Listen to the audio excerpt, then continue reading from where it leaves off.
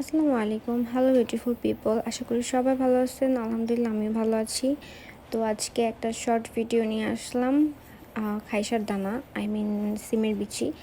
এক অঞ্চলে এটাকে এক ভাষায় বলে থাকে। তো আমি আলু আর সিমের বিচি সাথে মটরশুঁটি দিয়ে এটাকে ভালোভাবে কষিয়ে এর মধ্যে গোটা কয়েকটা টমেটো কেটে রেখেছিলাম। সেগুলা ভালোভাবে দিয়ে তারপর একটু নেড়েচেড়ে পানি দিয়ে কষাতে দিব। এর মধ্যে ভেজে রাখা আমি মাছগুলো রেখে দিয়েছিলাম, সেগুলা দিয়ে দিব। মাছগুলো দেওয়া হয়ে গেলে এর মধ্যে আমার কেটে রাখা কয়েকটা কাঁচামরিচ দিয়ে দিব। বাই দ্য ওয়ে, কাঁচামরিচের সাথে কিন্তু ছোটটা চামচ চলে আসছিল বুলে।